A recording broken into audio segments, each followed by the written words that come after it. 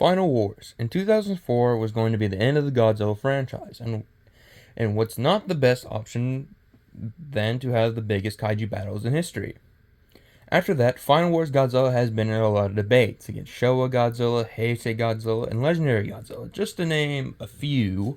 Then Goji Guy did a video if Final Wars could beat the Invincible War, which he did, but he was heavily damaged in the video. Goji Chronic made a video not too long ago if Monster vs Godzilla could beat analog horror. If you haven't seen their videos, I recommend checking them out. So I decided to mix their videos together. So I'm gonna answer the question: could Final Wars Godzilla beat analog horror? So to decide the bracket for Final Wars Godzilla, I'm going to choose some random analog horror beings in different rounds. So round 1 is the Monolith from Vita Carnis. Round 2, Injustice Tape Superman from the Injustice Tapes. Round 3, Shin Sonic from Shin Sonic. Round 4, Bloodbath Godzilla from Godzilla Bloodbath. Round 5, The Moon from Local 58. And the Iris from Gemini Home Entertainment. And the final round is Richard Nixon. That's not what I expected, but oh well. I don't think I need to explain a lot about Final Wars Godzilla, so I'll just talk about only his most important feats in the movies. So, let me do that. For strength, he was able to throw around Kumonga, he was able to throw Kumonga far away, who was around 30,000 metric tons. His atomic breath was stalling a meteor from hitting him. Was stalling a meteor from hitting him that was falling at high speeds. That was going to collide with Earth. For speed, he's one of the faster Godzillas. He can react to a lot of attacks from many kaiju. Durability. He took a lot of hits from Monster X and Gigan. From his best durability feat, it was taking the attacks from the small meteor to the face, and it's completely fine was completely fine. IQ. He's a smarter Godzilla compared to like Heisei. That's like the highest you can put him again. He's very smart. Battle IQ. I mean, if you didn't see the movie, Final Wars was like a super strategic. For examples, the whole fight with King Caesar, Rodan, and Anguirus, Monster X, and Gigan, and other stuff in the movie. If you haven't seen the movie, which you probably have already, it was pretty much Godzilla one-taps and wins. Anyway. But moving on from that, pretty much Final Wars is a force to be reckoned with, and the analog horror beings have to pretty much do their best. If you haven't seen the analog horror series, I recommend watching them, because some of them are really good and some of them are bad. But anyway, moving on. The Monolith from Vita Carnis. So Vita Carnis is basically like this new species around the... Well, I haven't seen Vita Carnis in a long time.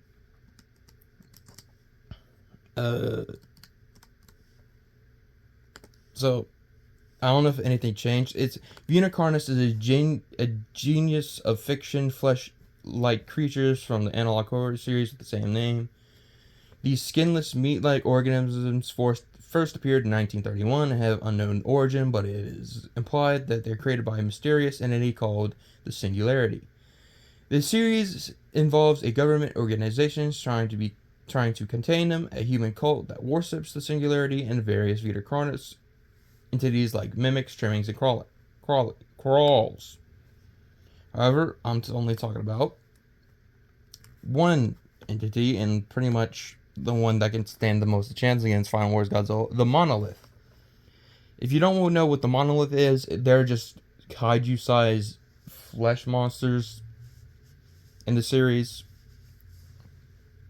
They're very, like, not territorial, but except one incident where they attacked teenagers. They have an EMP blast and other abilities. So let's see what the monolith can do. The monolith has nothing. Nothing at all. I mean, sure, but he does. It doesn't fight. I mean, the abilities are cool, but it doesn't really fight. So Final Wars wins this fight with no difficulty. Injustice Tape Superman. The Injustice Tape Superman series is just Superman is evil. That's basically it. Evil Superman. But okay, so Injustice Tape Superman is just like Superman, but he doesn't have any speed feats or any durability feats. However, he has strength feats. He said himself that he can disfigure the Earth, which isn't a lot, because that would only like make him punch craters into the ground. So again, Final Wars Godzilla wins this with no difficulty. The Sin Sonic series. Next is Sin Sonic. Sin Sonic is from the Sonic tapes created by Evan He is a monstrous evolving version of Sonic, driven by primal desires to consume living beings, gather the Chaos Emeralds, and wreak havoc. Sin Sonic is depicted as having disturbing appearance with malicious personality and the ability to evolve in different terrifying forms. And something bad happened with the channel. Well, nothing too bad. He only just got a false thing from YouTube and he can't post for a little bit. So I'll help him out a lot if you like do stuff. I mean, it's a weird situation. It's a false claim by YouTube. Anyway, Sin Sonic, just to clarify, this Sin Sonic doesn't have the Chaos Emeralds, they're just base Sin Sonic. With just his speed alone, he caused shockwaves that destroyed cities. He doesn't have any durability feats from the series, but we're gonna talk about. We're just gonna talk about his most important stuff, his speed feats. Of course, like all Sonics, he has impressive speeds. His running alone causes shockwaves, and one moment in the series, in a blink of an eye, he just disappears. So who wins this battle is Final Wars. Sin Sonic only has the speed advantage against Final Wars, so he can just run fast enough to cause shockwaves, and that might do something. But Sonic only has this, but that won't be enough for Final Wars. So he moves on with low to mid difficulty.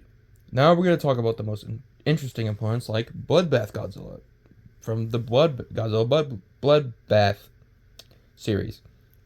If you've seen Godzilla guys videos, but if you haven't, I'll talk about his feats. He was able to move around a version of MonsterVerse Godzilla who weighs about 99,634 tons. He was able to react to MonsterVerse Godzilla's attacks as well. And durability, he can't feel a lot of attacks because since he just regrows all of his limbs back straight away. Final Wars Godzilla has the atomic breath advantage though, but he can't kill Bloodbath Godzilla. So this is where Final Wars would stop, but let's see what his next opponent would have done. The Moon from Local 58. If you don't know what Local 58 is, I recommend watching it. It's actually very good, but it no diffs Final Wars Godzilla. The reason is he can't really hurt the Moon because it's so far away and it's not gonna help. And the Moon has has a lot of abilities. Like he can cause you to go insane if you look at him too long. So if Godzilla looks at the Moon for too long, he might go insane himself. Then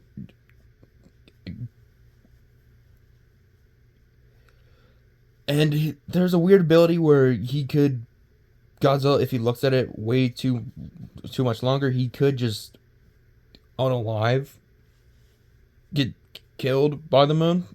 Because in the series, if someone just looks at the moon and just dies, so Godzilla doesn't make it past the moon, and he's not anywhere close going to be near the Iris or Richard Nixon. That feels weird saying Richard Nixon, like this. The monument mythos, Richard Nixon.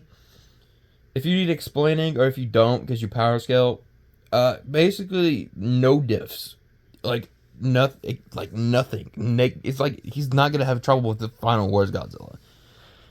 It's weird. The series is cool, but oof, it's weird. And the Iris, basically, yeah. So that's the end of the video. This was not as long I was thinking it would be because like, analog horror and all that stuff. But anyway, yeah, Final Wars Godzilla loses the Bloodbath Godzilla for, in my style. And